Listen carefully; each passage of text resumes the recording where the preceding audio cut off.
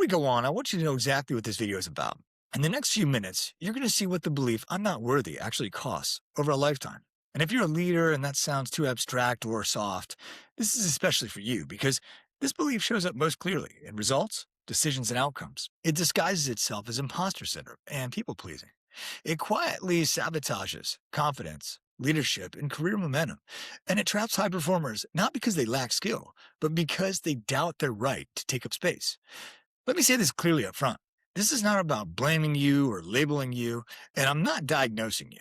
This is about naming something that has already had a grip of more of your life than you realize. Because most people who struggle with worthiness, they don't walk around thinking, "I'm not worthy." They walk around thinking, "I just need to work harder. I just need one more credential, one more promotion, one more yes." And that's how it hides. And I'm going to be direct with you.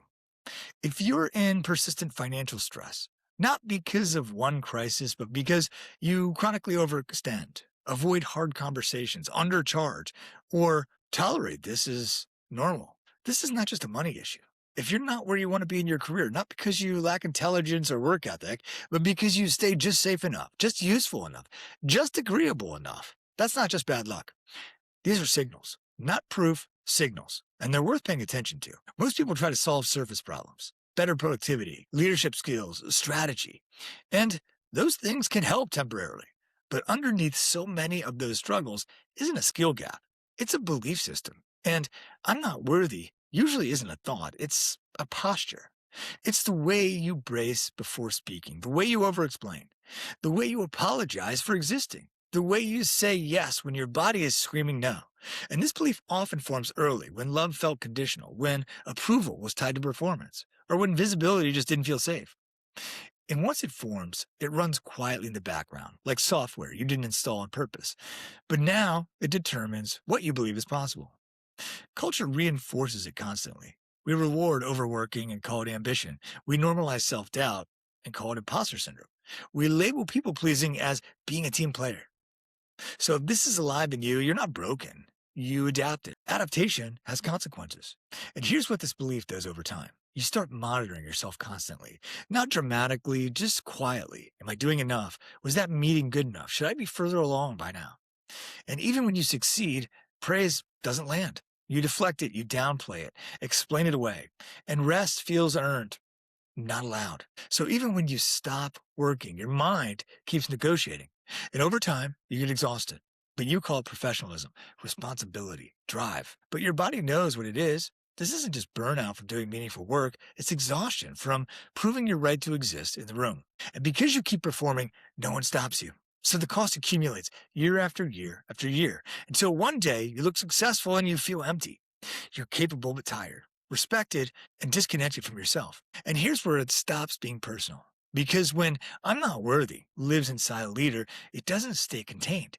It shapes decisions.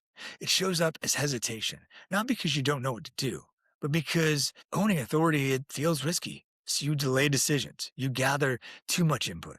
You wait for certainty that just never comes. And you rely on consensus, not collaboration, consensus. You soften direction to keep everyone comfortable. It looks thoughtful, but underneath is fear. Do I really get to decide this? And your team feels it, not consciously, but energetically. People hesitate, they wait, they play it safe. A leader who plays small, they don't just limit themselves, they teach others to do the same. At some point, this stops being about work. It becomes about who you believe that you are. When worthiness is running the show, you don't live as the author of your life. You live as the performer, always reading the room, always adjusting, always delivering what's expected. And the hardest part, this belief doesn't stop you from achieving, but it stops you from arriving, from receiving, from resting, from claiming space without apology. So if you've ever wondered why external success didn't bring internal relief, it's not because you're ungrateful. It's because you've been living like you have to earn your right to be here. Now, if any of this hits close to home, here's what I want you to know. It's not something wrong with your character. It formed because it worked. It helped you belong. It helped you survive. It helped you stay safe.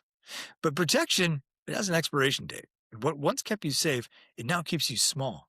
And worthiness isn't something you earn. It's something you remember. So for now, don't rush to fix anything, but notice. And awareness is the first interruption. Now, if this video didn't just inform you, but found you, if you recognize the overworking, the self-monitoring, the quiet hesitation to take up space, You're not broken, but you might need space. Space to slow down the performance. Space to examine the beliefs you've been leading from. Space to rebuild self trust without pretending everything's fine. So if you want that kind of space, book a free 30-minute coaching session at ryanwattslifecoaching.com/schedule. There's no pressure, no obligation. It's just a real conversation. The goal isn't to do more, it's to stop living like you have to earn your place.